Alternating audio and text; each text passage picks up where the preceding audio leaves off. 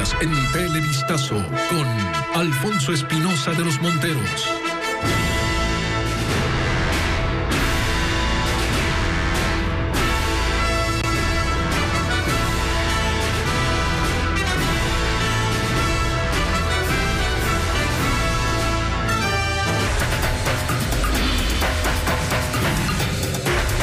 Armas, ¿cuántas circulan legalmente? El Comando Conjunto de las Fuerzas Armadas Ecuatorianas tiene un registro de 163,000 armas para uso civil en Ecuador, de las cuales 59,000 están en circulación.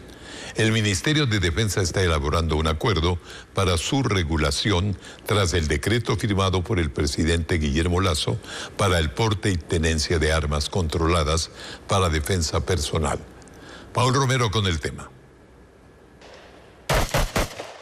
La tenencia y el porte de armas reguladas en el Ecuador se basa en la Ley de Fabricación, Importación, Exportación, Comercialización, que está vigente desde 1980 y que fue reformada parcialmente en el 2009.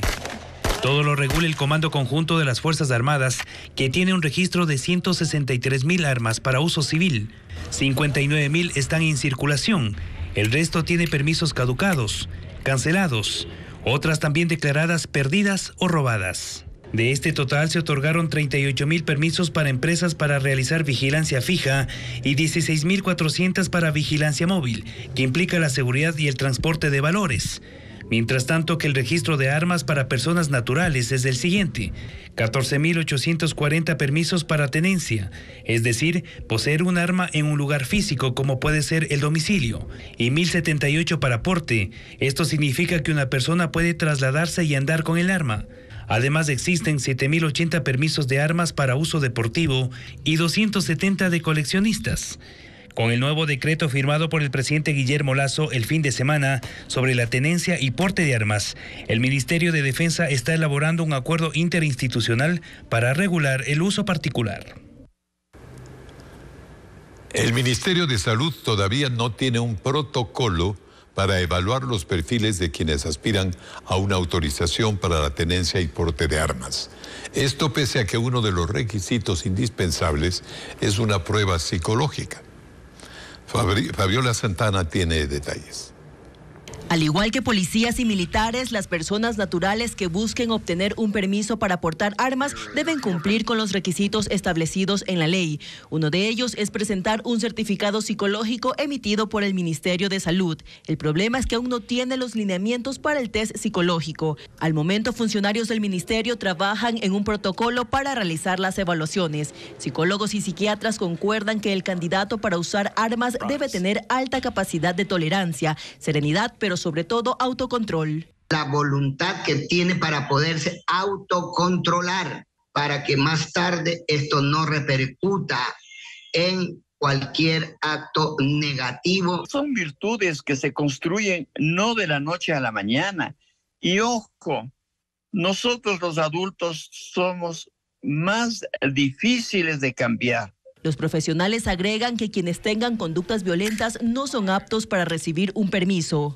Porque sacará el arma si es que alguien le insulta, si es que a alguien le falta supuestamente al honor de él, de su familia, etc. Entonces se sentirá abrumado por esta supuesta agresión y usará el arma. Actualmente la ley prohíbe el uso de armas para sentenciados, para personas con demencia, quienes tengan mala conducta notoria y otros.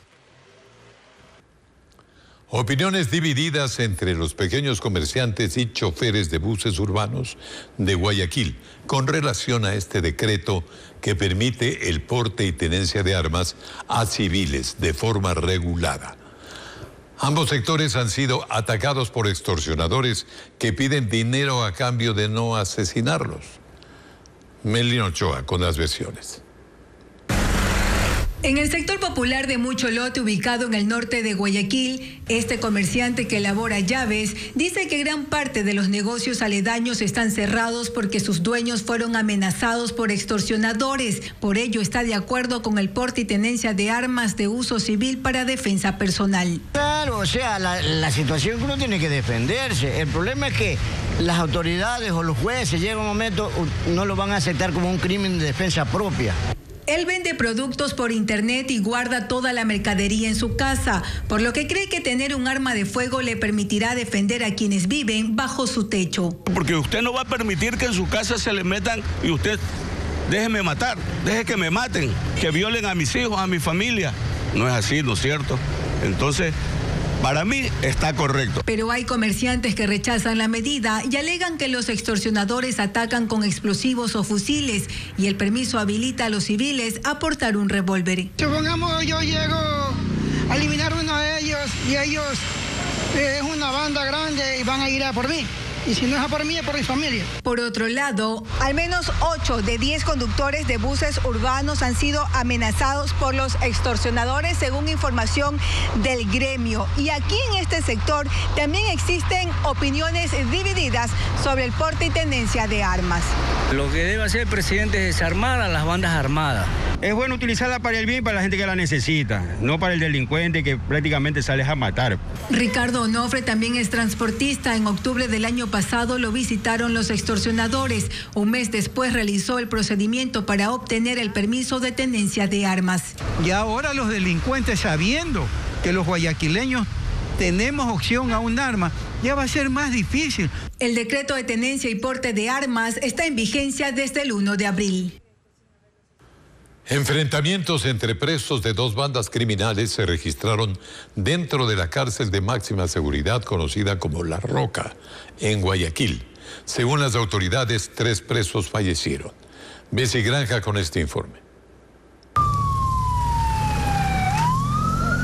Los incidentes ocurrieron en la cárcel con los protocolos de seguridad más estrictos y donde líderes de bandas y presos de un alto perfil como Germán Cáceres, autor confeso del femicidio de María Belén Bernal, permanecen recluidos con un control diferenciado. Precisamente allí las autoridades del Servicio de Atención a Privados de Libertad SNAI confirmaron que hubo enfrentamientos armados entre integrantes de 2 organizaciones criminales, los R7 y los Lobos. En la balacera, 3 reos fallecieron. Debido a estos enfrentamientos, las visitas de los familiares quedaron suspendidas en la cárcel regional 8 en Guayas, que queda justo al lado de La Roca. Incluso las furgonetas llenas de víveres para la elaboración de alimentos de los reos tampoco pudieron ingresar a este recinto carcelario. Las autoridades confirmaron que un reo también resultó herido en la balacera y se lo trasladó a un hospital público con escolta policial. Las autoridades descartaron que Germán Cáceres esté entre los fallecidos o heridos.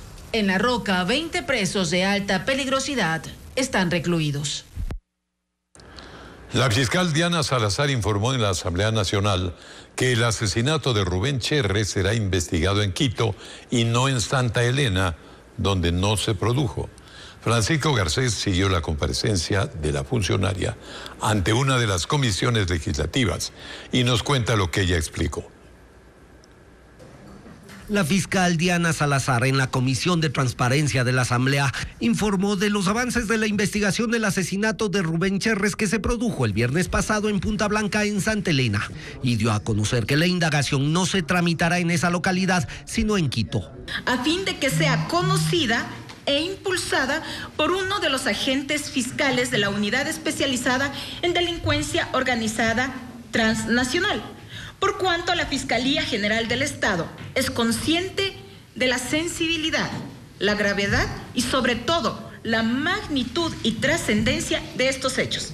Cherres constaba como uno de los investigados en los casos de Encuentro sobre supuesta corrupción en empresas públicas y León de Troya sobre supuestos vínculos con la denominada mafia albanesa. Hablando del caso Encuentro, la fiscal, sin dar mayores detalles por estar impedida por ley, dijo que la investigación tiene avances importantes. 56 indicios generales respecto a la materialidad y presuntas responsabilidades, que hemos encontrado elementos muy importantes que nos ayudarán a sostener una presunta acusación. La comparecencia se realizó en la comisión que tiene 9 integrantes, 7 del correísmo y 2 del Partido Social Cristiano, los principales bloques que impulsan el juicio político al presidente Guillermo Lasso. A la comisión también fueron llamados el ministro del Interior, Juan Zapata, y el comandante de la policía, Fausto Salinas, quienes se excusaron de asistir al llamado.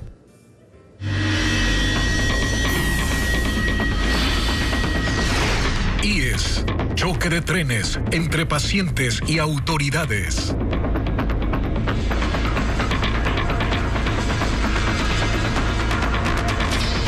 Los invitamos a seguir interactuando con nosotros, con Televistazo, en la pregunta que formulamos hoy. Saque su teléfono celular y escanee el código que usted ve en su pantalla y cuéntenos. ¿Siente que han mejorado la atención y los servicios médicos del IES? ¿Sí o no?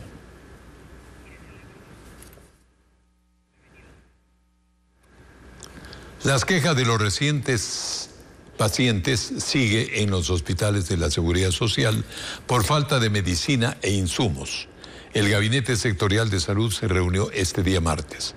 Según los funcionarios de gobierno, el abastecimiento de medicinas alcanza el 80% en los hospitales del IES. Todos los días en los exteriores del Hospital Carlos Andrade Marín, el más grande de la red de la Seguridad Social, pacientes y familiares viven momentos dramáticos por la falta de atención médica.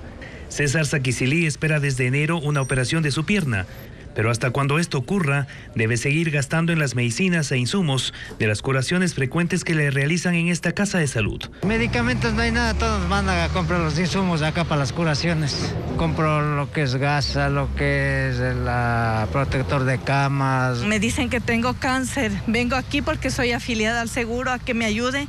El día viernes vine y tampoco me atendieron. Este martes se reunió el Gabinete Sectorial de Salud, liderado por el vicepresidente Alfredo Borrero. Asistió el presidente del Consejo Directivo del IES. Según el funcionario, pese a las críticas de los pacientes, el abastecimiento de medicinas en el Carlos Andrade Marín es alto.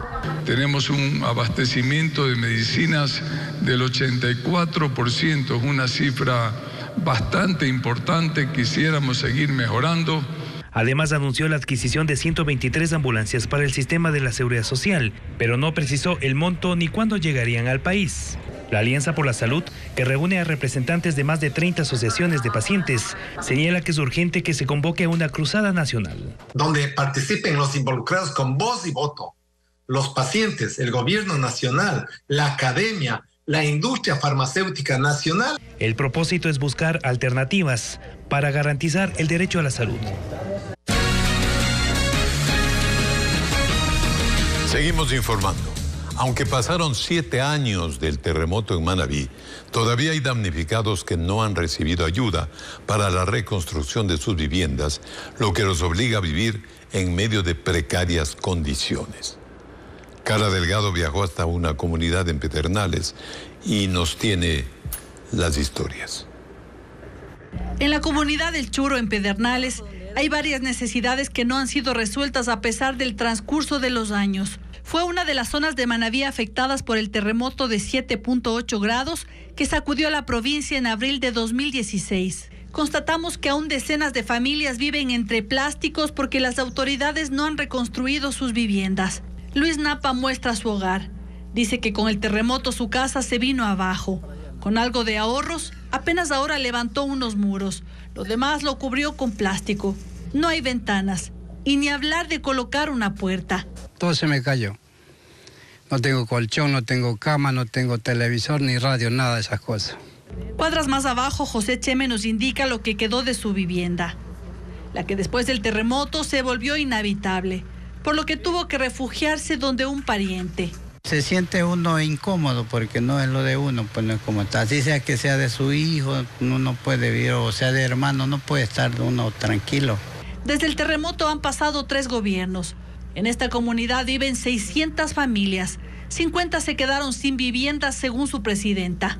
Explica que los damnificados de esta zona constaban en los registros de esa cartera de Estado como beneficiarios para la entrega de casas, lo que no ocurrió.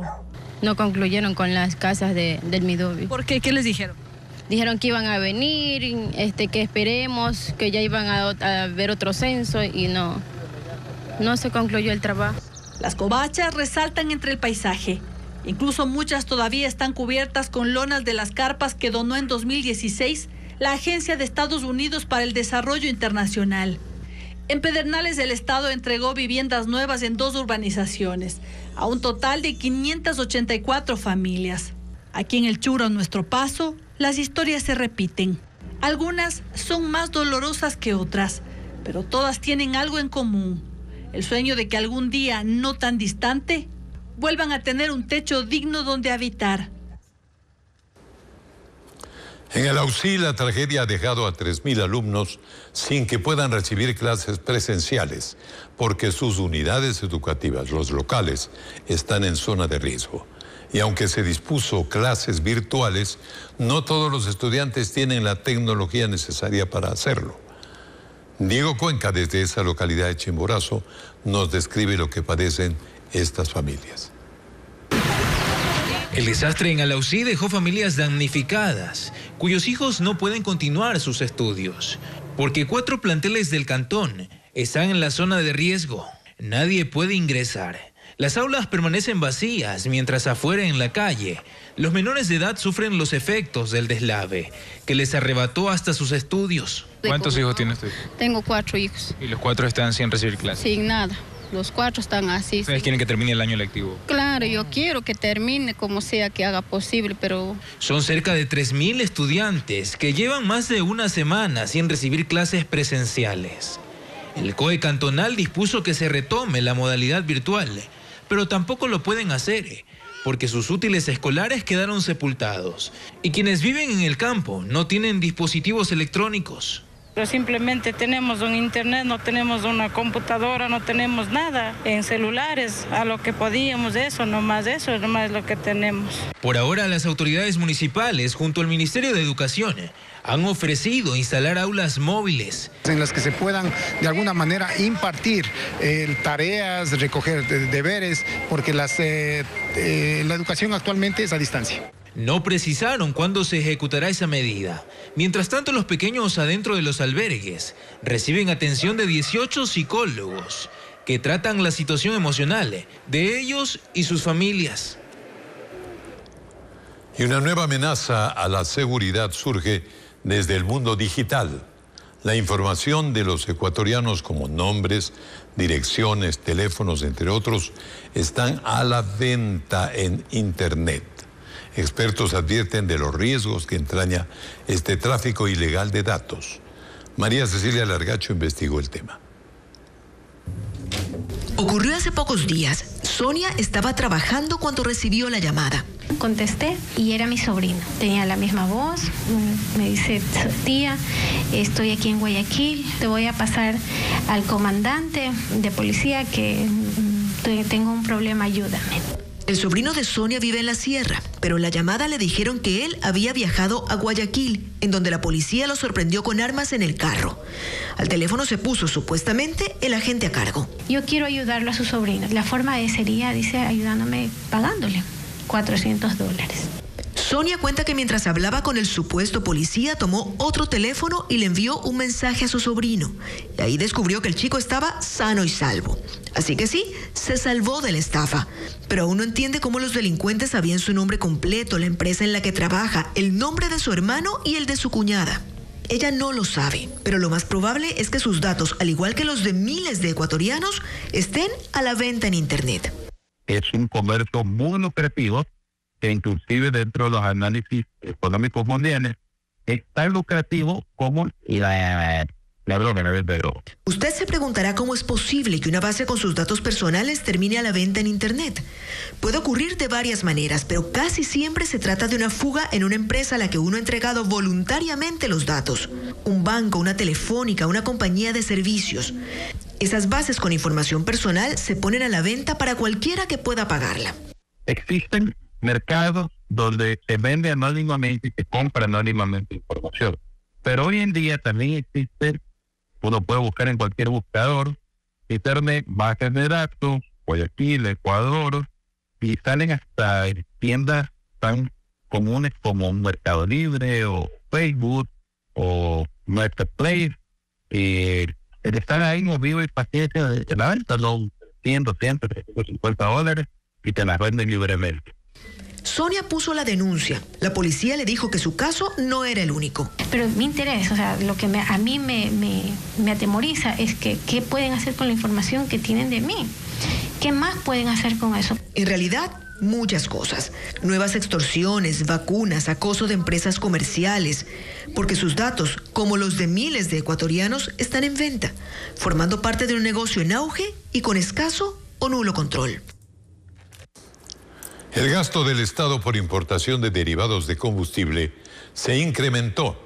Fueron más de 7.000 millones de dólares por ese rubro en el año 2022, según la información del Ministerio de Energía.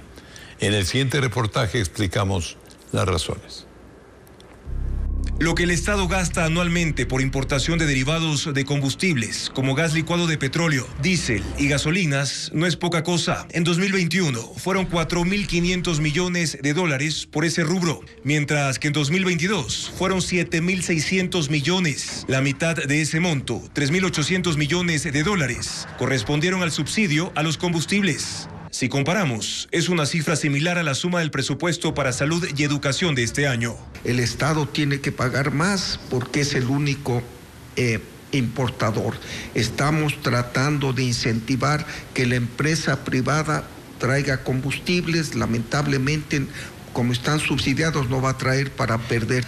No podemos seguir derrochando los combustibles. El ministro de Energía explica que el aumento de gasto en la importación de derivados está relacionado a que en 2022 subió en 25% el consumo de diésel y en 15% el de gasolinas extra y ecopaís. El crecimiento de la economía no justifica ese incremento desmedido del consumo. Quiero ser sincero, me duele reconocerlo, pero hay que hablar la verdad, es el contrabando. ¿Por qué? Por la diferencia de precios. Esto es insostenible. Así es que ojalá se reinicien las conversaciones con los señores de la CONAIE que forzaron a que se abandone el sistema de bandas para ir a precios internacionales y que se llegue a una focalización. La proyección para este año es que el gasto del Estado en importación de derivados de combustibles sea de aproximadamente 7.000 millones de dólares, tomando en cuenta que en los últimos días aumentó el precio internacional del barril de petróleo.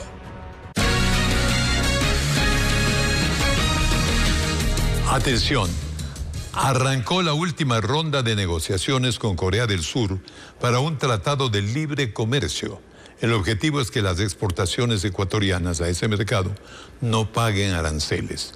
El año pasado la balanza comercial de Ecuador con ese país asiático fue deficitaria.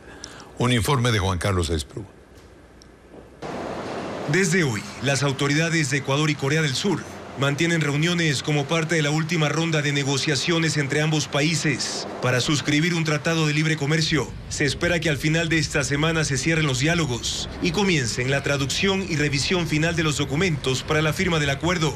Las exportaciones ecuatorianas a Corea del Sur sumaron en 2022 89 millones de dólares. Sin embargo, desde ese país importamos 416 millones en productos, lo que representó un déficit para Ecuador de 327 millones de dólares. Según la Federación Ecuatoriana de Exportadores, la razón es porque productos como camarón, banano y plátano, pescado, café, cacao en grano, entre otros, pagan aranceles de entre el 20 y 30% para ingresar a Corea. Con el tratado en vigencia, eso se eliminaría. Si nosotros llegamos a firmar el acuerdo, estaríamos hablando de un incremento de exportaciones potenciales en alrededor de casi 380 millones de dólares, lo cual representaría 4 veces más del valor exportado al valor que se exporta actualmente a Corea del Sur. Y ahí van a tener muchas posibilidades productos como el camarón, como el banano, como el brócoli, como la madera. Una vez que se suscribe el acuerdo y se aprueben todos los trámites.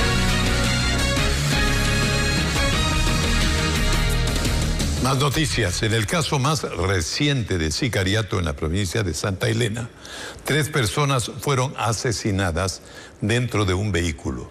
Con este hecho ya son 50 las muertes violentas en esta zona del país y sus habitantes están atemorizados ante el aumento de delitos contra la vida.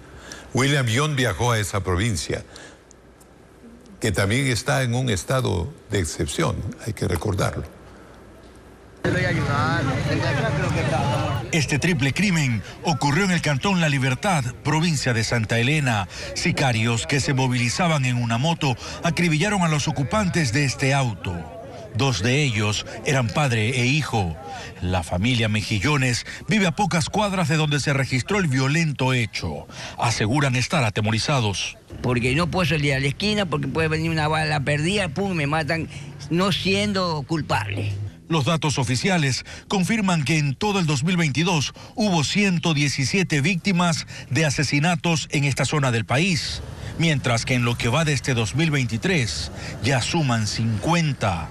En las calles, en parques y dueños de comercios de los 3 cantones de esta provincia indican que la inseguridad es su principal preocupación. En la península también se declaró el estado de excepción por 60 días.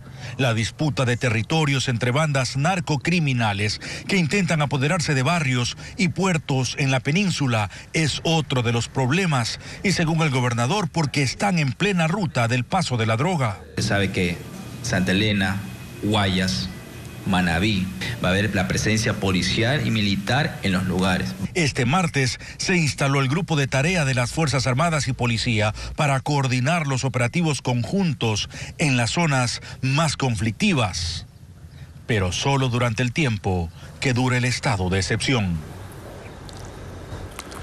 La policía detiene al autor material del ataque con explosivos en el Cristo del Consuelo, sucedido en agosto del 2022 en el suroeste de Guayaquil.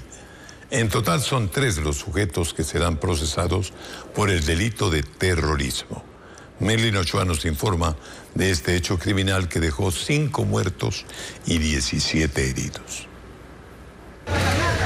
La madrugada del 14 de agosto del 2022 fue de terror en la denominada calle 8 del Cristo del Consuelo en el suroeste de Guayaquil. Un ataque con explosivos de gran magnitud dejó 5 muertos, 17 personas heridas y 8 casas destruidas. Hoy se detuvo al autor intelectual según la policía, pero los agentes indican que otros 2 sujetos, quienes presuntamente colocaron los explosivos, también están tras las rejas. El delito que se maneja es terrorismo por el uso de explosivos. Hay personas que participaron directamente en la fabricación de los artefactos explosivos. 3 días después de la detonación llegaron a la ciudad portuaria peritos de Estados Unidos. El FBI vino con el asesoramiento principalmente por el uso de los cilindros explosivos, que son unas metodologías o técnicas que han sido utilizadas ya en otros países, como por ejemplo en Colombia. Las investigaciones duraron 8 meses y durante este tiempo se determinó que los procesados organizaron el atentado para asesinar a 3 presuntos mafiosos que estaban en el lugar, pero ninguno de ellos murió en el estallido. La orden de ejecutar este acto delictivo salió desde la cárcel de Guayaquil. Ya que el sector donde fue el atentado está muy cercano a los brazos de mar, donde se contaminan algunos contenedores. El delito de terrorismo es sancionado hasta con 13 años de prisión.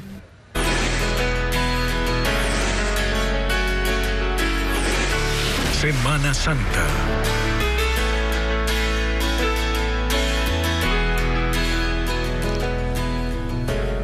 Franciscanos y voluntarios están por concluir los preparativos para la procesión de Jesús del Gran Poder en la ciudad de Quito en esta Semana Santa. Más de 1.200 personas participarán como los reconocidos personajes de Cucuruchos o Verónicas.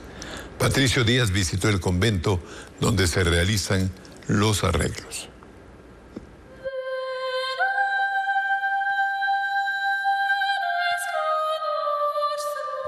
La imponente iglesia de San Francisco guarda uno de los tesoros de la fe de la capital, la imagen de Jesús del Gran Poder. Él recorrerá las calles del centro de Quito este Viernes Santo, como lo hace desde hace 61 años. Junto al padre guardián del convento, fuimos al lugar donde están las andas, la plataforma que llevará la imagen. está casi lista. Se limpiaron sus adornos de bronce, se probó la planta eléctrica para los parlantes y las luces que la rodearán. Hacemos un mantenimiento, pero en estas fechas hacemos más la limpieza, sacamos más brillo y todo. Quienes realizan estos trabajos de preparación son voluntarios, 100 personas. 30 de ellos llevan un año realizando actividades de recaudación para organizar todos los detalles. Lo hacen por fe. De una de otra manera, pues Jesús de gran poder ha hecho bien en nuestras vidas. Por ejemplo, mi esposa estaba enferma, pues y de esa enfermedad salió. Ese poder de la fe lo confirma el padre Jaime Shindon. Dice que las miles de personas que caminan en la procesión junto a la imagen lo hacen por devoción. Los miembros del Grupo de Operaciones Especiales GOE de la policía son quienes empujan las andas y le hacen una guardia de honor. Antes era una procesión, digamos, local, pero hoy es a nivel nacional y a nivel internacional porque vienen muchos turistas. Están también listos, lavados y empacados los trajes de cucuruchos y verónicas que la comunidad franciscana presta a los fieles ese día. En el 2022, aún golpeados por la pandemia, llegaron a 800. Este año, todos los trajes, 1.200, están ya reservados. Hasta las 9 de la mañana ya tienen que estar formados para salir porque ellos salen primero a la procesión. El morado de los cucuruchos y verónicas significa penitencia, el arrepentimiento, pero también la esperanza. Esperanza de que el dolor de hoy se convierta en paz y alegría mañana. Y les recordamos que pueden seguir participando con su votación sobre la pregunta que habíamos hecho el día de hoy. ¿Siente que han mejorado la atención y los servicios médicos del IES? Usted puede seguir votando. Nos vemos mañana.